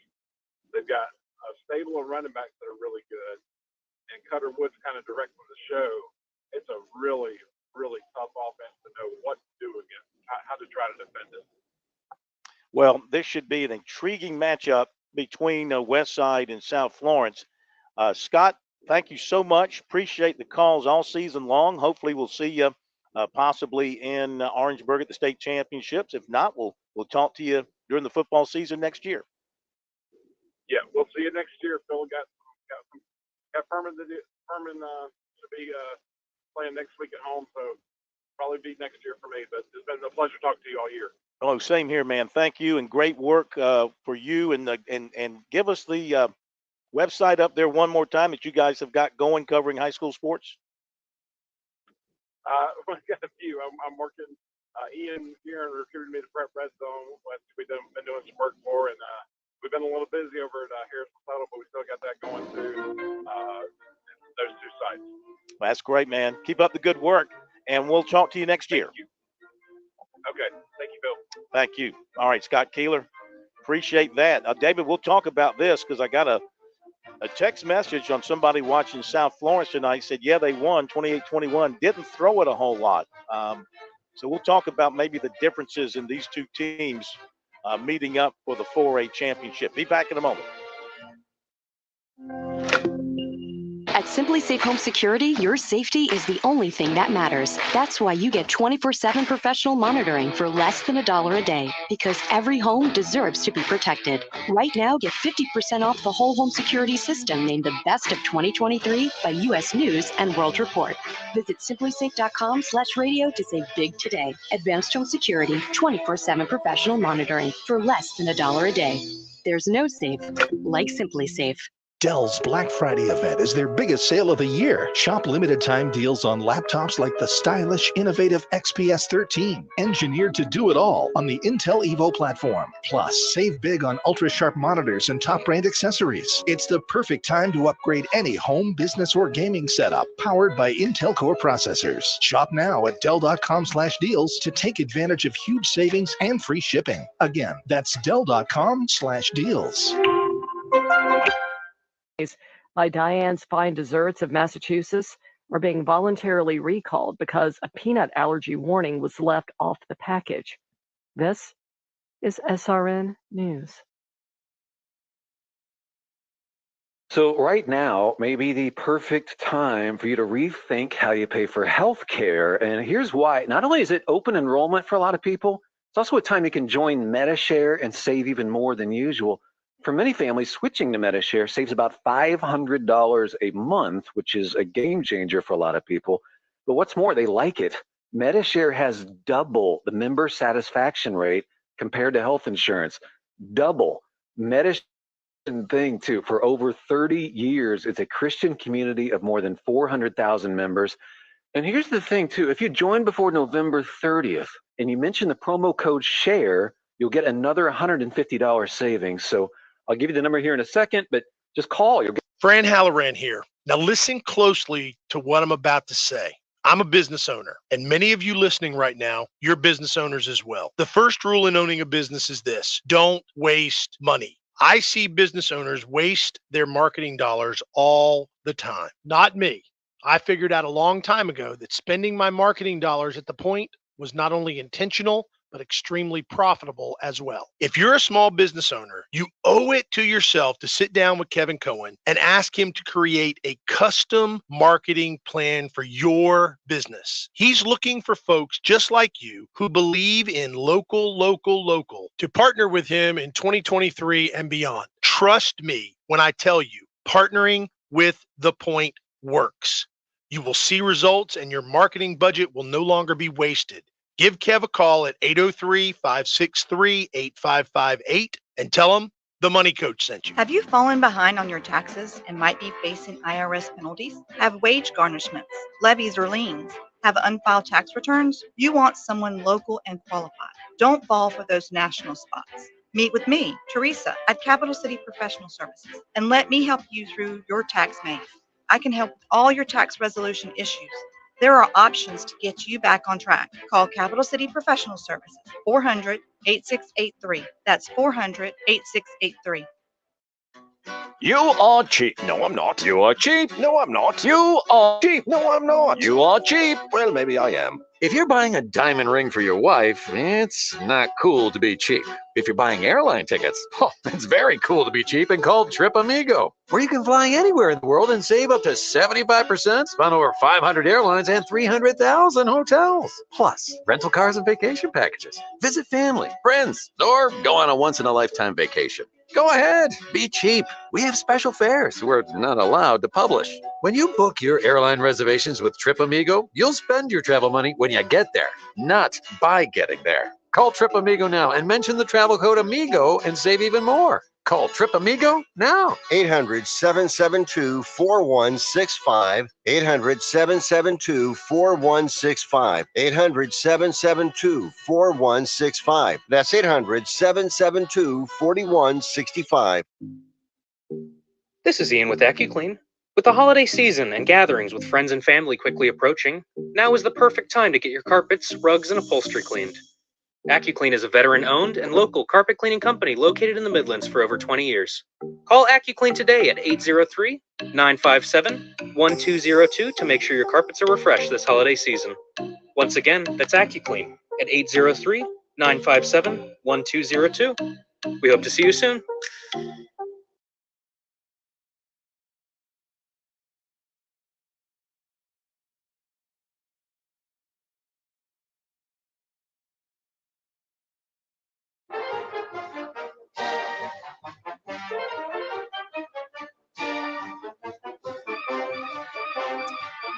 Back we are, final half hour of the high school scoreboard brought to you by Founders Federal Credit Union on this Friday night. Phil Kornblut, David Shelton, and J.P. Barry at the studios in Columbia, looking so cool, donning the Notre Dame. I'm watching you here on the tube, donning the Notre Dame sweatshirt. And let's see, what kind of cap is that? That's Notre Dame cap too, isn't it? Yeah, it's the little signal colors thing. Got it up in South Bend in 2013, so I could pretend to be Andrew Hendricks. That's great. That's great. I love Notre Dame talk here on the high school scoreboard. Nothing like it. Oh yeah. Okay, for those of you just checking us out, once again, let's give you the final scores and tell you what's going to happen next week. You've got Dutch Fork beating J.L. Mann 31-30 in a thriller late field goal. And you've got White Knoll beating Somerville 21-14. Those two teams, region rivals, meet for the state championship. David had a question. Two questions for you. I'll go back to my question, which was, have we ever had two charter teams, two charter schools facing off for a state championship? And then secondly, somebody wanted to know, have we had in the past two teams from the same region rivals, meet for a state championship, to your recollection? In my recollection, no, because for forever, it's only been recently that the regions, that you had the first place team go to the upper state, the lower state, and the second place, the split region. Mm-hmm. For years there was the same amount of teams, so Region 1 through 4 would be lower state. Region 5 through 8 would be upper state or whatever. So I'd have to go back and really research it, but I mean, maybe back in the day, you might have had region teams, but and for the other one, I don't recall. I mean, charter schools hadn't been around that long, so to say that if any of them have played each other in the state championship, I don't think so. I mean, Oceanside's only been there. This is their second time. They played Abbeville last year, and Gray. I mean, the Oceanside is the only one down in lower state, so I don't think they have played each other. Well, let's welcome in somebody who might know as we welcome in Gray Collegiate head coach Adam Holmes to the high school football scoreboard. His team defeated Abbeville tonight 27-12 to advance to the AA state championship game against Oceanside Collegiate. And first of all, congratulations. What a year it's been. And how do you feel tonight with this accomplishment, though there's one more hurdle to clear? Well, Phil, just proud of our guys for the way they played really all year to face the adversity that they did.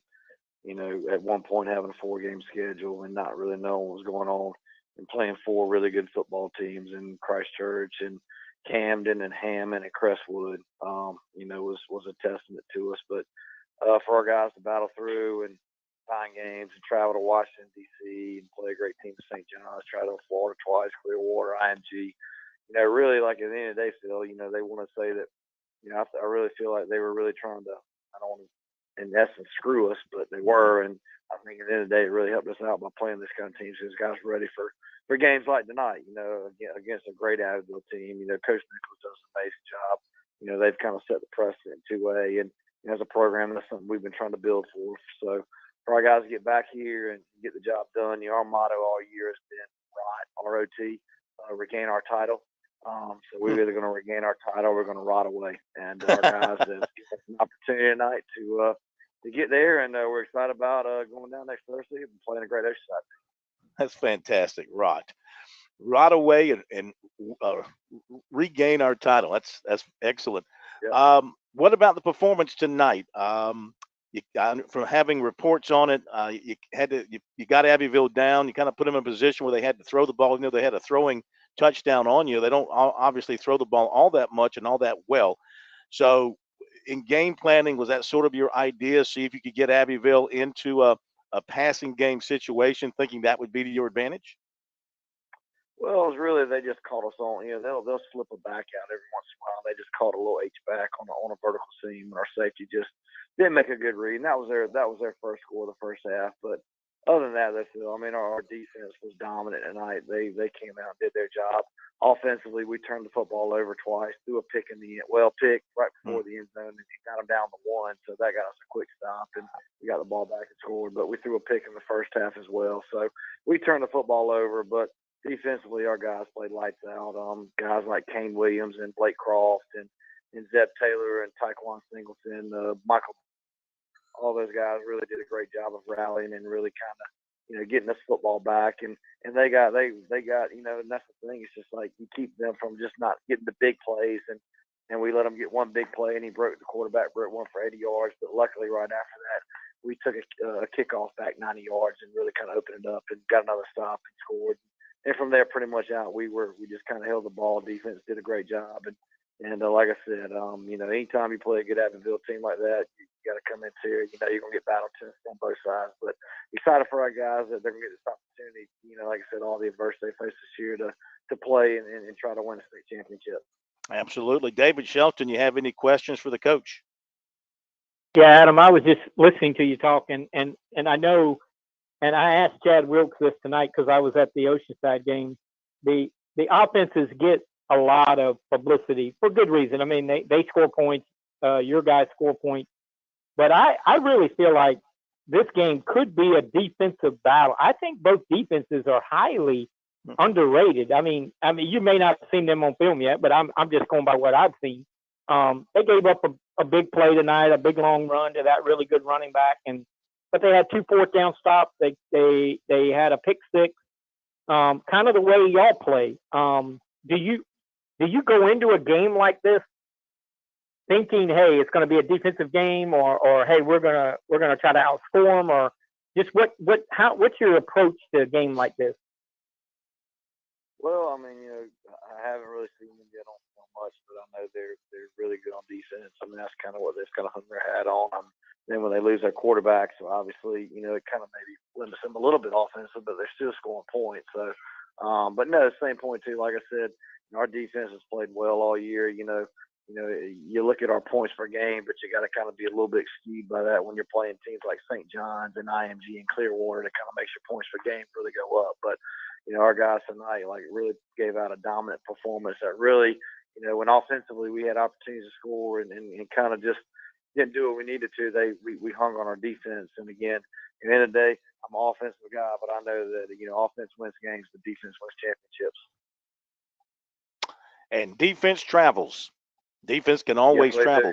So we were wondering out loud, not being very smart people, is this the first time two charter schools have met for a state championship?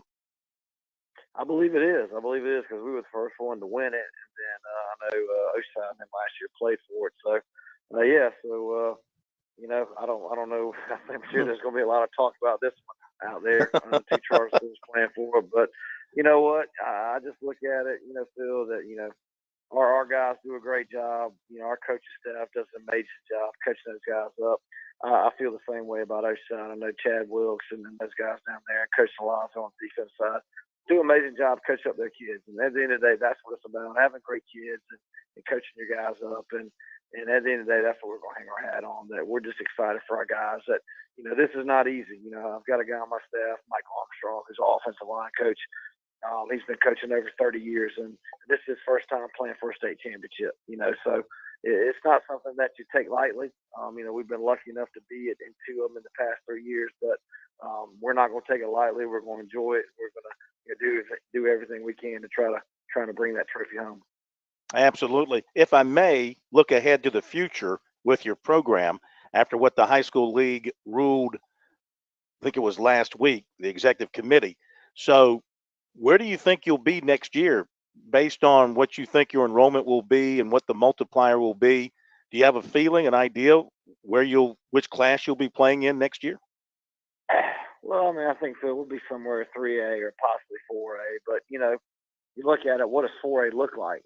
A lot of those 4A schools, because of their, transfers, they're going to bump to 5A, So there's a lot of 3A's going to bump up to 4A. So really, it's tough to tell. I think 5A is going to be really big. I think it's get to the point to where 5A has so many schools, they'll break that down into two classifications. So really, you might be saying we're bumping to 4A, but it could be just a bunch of 3As bumping up to 4A as well. So I don't know. We'll see how it all shakes out. At the end of the day, we'll be fine with it. We'll play whoever they want us to play, and we'll just keep working hard, and our guys will just keep performing. But we'll cross that bridge when we get there. We're gonna focus on trying to win the state title next Thursday night down at Oliver C. Dawson Stadium in South Carolina State with my mentor, old Coach Oliver Buddy Pugh. I'm sure he'll be there. Look forward to seeing him too. Coach, congratulations. Fantastic job. Can't take the wins away from you. Look forward to seeing you next week. We appreciate your time. Thanks a lot, Phil. Appreciate y'all. Take care. Adam Holmes. Did you kind of catch what he said there, David, about next year?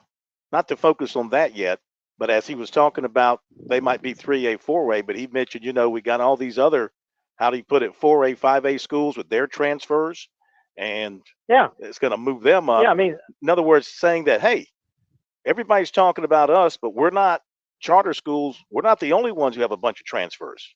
I said this on the day that they came down with it, that those 90% of the high schools in this state have kids out of their own. Have kids that play at their school that don't live in their attendance zone. And that's the thing is this.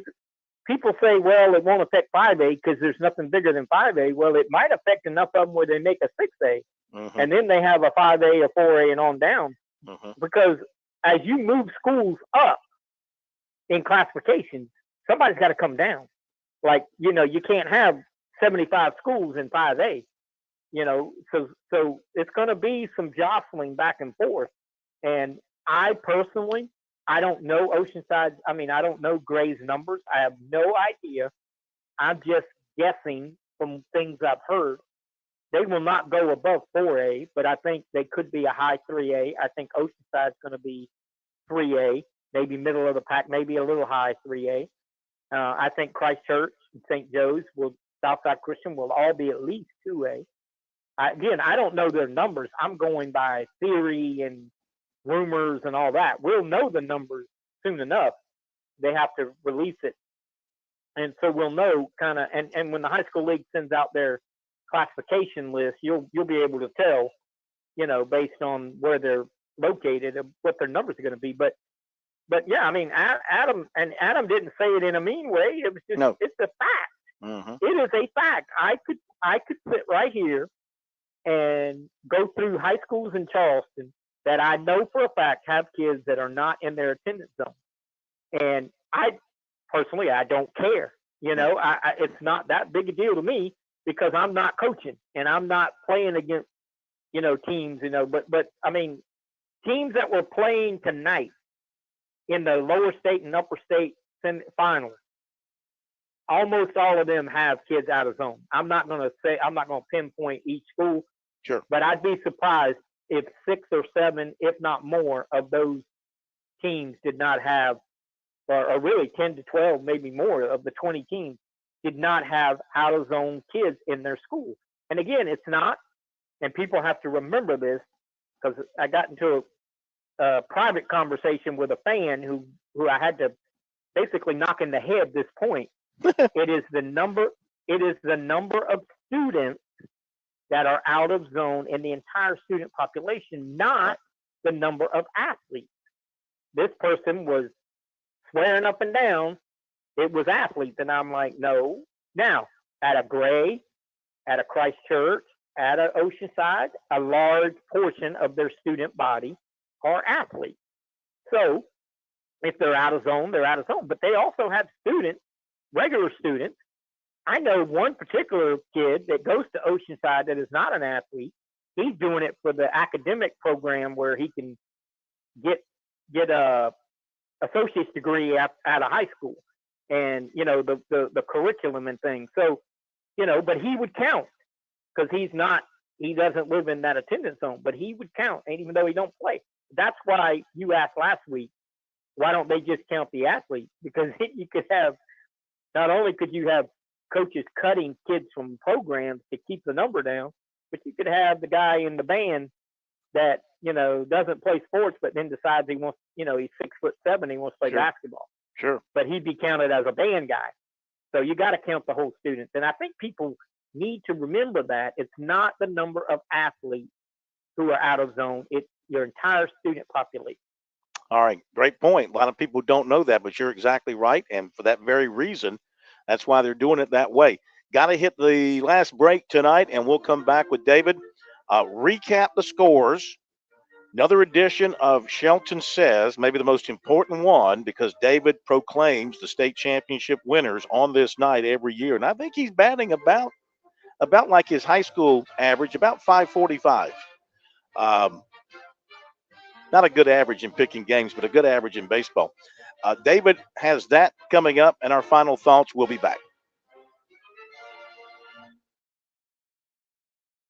Looking for a way to fight back against inflation? One viable way to help your money stay relevant during inflation is through investing. To a new investor, investing can feel like a puzzle. With so many pieces to consider, it can be hard to know where to start. But with the right guidance along the way, you can put the pieces together to create a winning strategy. That's where Founders Investment Services come in. Our team of financial advisors can help you navigate the complexities of investing and create a personalized plan that fits your goals and risk tolerance. We'll work with you to identify the pieces of your puzzle and how they fit into your financial future. When you're ready to find the pieces to your financial plan, call 866-739-7064 to speak with one of our specialists, or visit foundersfcuinvestments.com to learn about how we can help you identify the key pieces to your financial plans. Securities offered through LPL Financial, member FINRA, SIPC, and not NCUA insured. Not guaranteed by credit union and may lose value. Touchstone Energy cooperative members save more on electricity, and members save more on insurance, groceries, healthcare, restaurants, travel, concerts, and sporting events through Co-op Connections. Touchstone Energy is an alliance of the member-owned electric cooperatives, and as a member, the power is yours. Experience the power of co-op membership with Touchstone Energy and find out how much you can save on electricity and a whole lot more at touchstoneenergy.com. Your home is where your memories live. It's where you laugh and where you love. We understand the importance of the valuables under your roof, tangible and intangible alike. So no matter what's around the corner, we'll be there, offering you and your family the support that's made Farm Bureau Insurance a trusted name for nearly 70 years. You deserve more. You deserve a promise. Learn more at scfbins.com. Call me, Alex Satterfield, at 803-749-9171 for all of your Midlands insurance needs. Hello, friends. This is David Shelton, co-host of the Friday Night Scoreboard Show with Phil Kornblue. As many of you know my story, I've lost 2 sons to drug overdoses in the past 10 years. I want to tell you about my friends at Wake Up Carolina. Wake Up Carolina is a nonprofit recovery community organization dedicated to providing awareness, promoting education, and creating hope in recovery for our young adults, individuals, and families touched by substance use through collaborative community partnerships, trusted resources, and support services in Berkeley, Charleston, and Dorchester counties. The organization relies on private donors and state funding to make sure all their resources are free and open to the public. Call them today if you know someone who needs assistance. That's wakeupcarolina.org, phone number 843-972-8154. Don't wait until it's too late.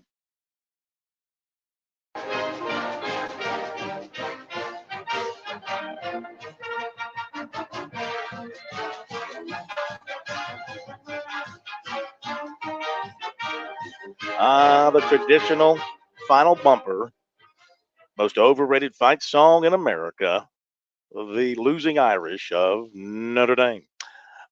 Before we get the final thoughts from David here, want to welcome in, first time we've had a chance to have him on because he's relatively new to the world of South Carolina sports, Jordan Kay, the new Gamecock beat writer for the state newspaper, GoGamecocks.com, and he drew the assignment covering Dutch Fork and J.L. Mann.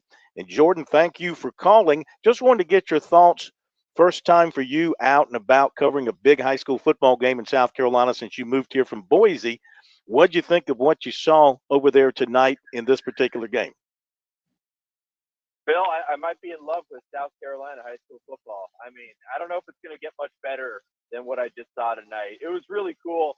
I was talking to a lot of the Dutch Fork fans before the game. They didn't think they would get too many fans. It was a little light just being, Black Friday and everything. Mm-hmm. But what a heck of a game. I mean, both teams clearly have talent. They had, great play callers, really decent running backs on both sides. And, I mean, that's about as good of a high school football game as you're going to see. Did you get your first up-close exposure to Tom Knotts after the game? Did you get a chance to talk one-on-one or in a group with him? I did. I was talking to someone on the sideline, just like asking, which one is Tom Knotts? And they pointed. They're like, it could be a rough night, man. Like he's not usually the easiest guy to talk to after losses. And then 10 minutes later, we were talking to him after a win, and he could have gone all night. He was great. Yeah, wearing short pants, I would imagine. Is that a normal thing? Does he do that every week? Oh yeah. He'll wear short pants no matter what the temperature is. Just remind us again, if you happen to remember, this game was won by a late field goal. I know we had a report earlier, but do you recall the distance on that winning field goal? So it was a 39-yarder by Dutch Fork Jr. Justin Welch. Apparently, some of his teammates were saying he's hit it from 60 in practice, and the 39-yarder he had tonight, first of all, most high school kickers can't kick a 39-yarder straight. Yeah. Second of all, he was iced 2 times before that. And on the second ice, he booted it through no problem. And so I was kind of looking around like, man, there's not many 17, 16-year-olds that can handle this pressure. And then third time, he booted a rocket that would have been good from 50 yards. That kid, I don't know if he's being recruited by many local schools right now, but I have a feeling he will pick up some interest over the next year. How much time was left when he kicked that? Well, I want to say 2 seconds, 3 seconds. They just did a squib kick to run it out. But yeah, I mean, have you guys talked much about the game and just circumstances at the end there? Well, we had a report earlier about it. Was there something unusual you wanted to mention? Just that, I mean, JL Mann was up 9 with 2 minutes left. And Dutch Fork had been horrible all game just passing the ball. And somehow they go down in a minute, don't get the onside kick, somehow stop them in 3 plays, get a 30, 40-yard punt return, and then just sets it up for the winning field goal. No one in that building thought Dutch Fork was going to win tonight. And they pull out, score 10 points in the last minute and 15 seconds, give or take, and advance to another state championship game. Well, great start for you on the weekend. You'll be in Williams-Brice tomorrow for your first Palmetto Bowl. Look forward to seeing you there, and thanks for checking in with us tonight. Appreciate you, Phil. Have a great night. You too, buddy. All right, Jordan Kay from the state. David, we must move quickly. I got to have quick answers on Shelton Says. You've had all night to marinate on this. Are you ready? I'm ready. Bring it. All right, here we go. 5A, Dutch Fork, White Knoll. You really got to ask. Dutch Fork. 4A, West Side, South Florence. South Florence. 3A, Daniel, Camden. Daniel. 2A, Gray Collegiate, Oceanside Collegiate. Gray. 1A, Christchurch, Johnsonville. Rematch of last year. I'll take Christchurch. I'll take Christchurch. Christchurch.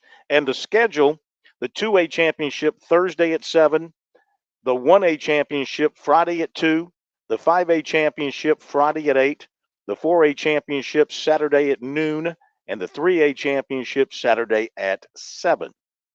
There you go. David, enjoyed it. Have yourself a great weekend. We'll be in touch next week. Got some plans in my fruitful brain, thinking about some things for next Friday night. We'll check it out with you and get your thoughts during the week.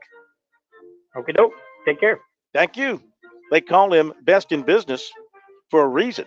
He's David Shelton. And JP Barry, great job once again. Thanks to everybody, players, coaches, officials, parking attendants, concessionaires, parents, and of course, thank you for being with us tonight on the High School Scoreboard, brought to you by Founders Federal Credit Union. Local in the morning, afternoon, and evening. Columbia's local talk radio experience. 107 The Point. MakeThePointRadio.com. The Point. The Point. WQXL Columbia, W264DF. From the Bart Fireside Studio, the solution for keeping you warm this winter. This is 107 The Point.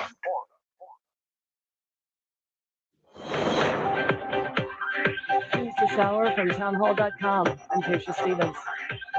Israel and Hamas have begun the exchange of hostages for Palestinian prisoners in a ceasefire deal that's paused the fighting in Gaza.